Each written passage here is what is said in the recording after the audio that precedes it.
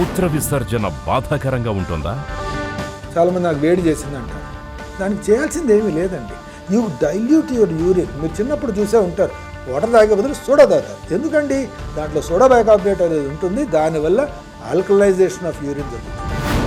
మూత్రనాళ ఇన్ఫెక్షన్లు ఎంతకీ తగ్గడం లేదా? యూరిన్ అనేది మాటిగా వస్తూ ఉంది.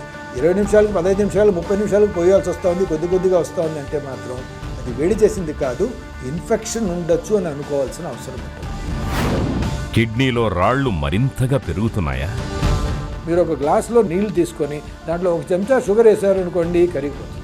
అదే 20 చెంచాలు షుగర్ వేసారనుకోండి, ఏమవుతుంది? కరగదు, అలానే ఉండిపోతుంది.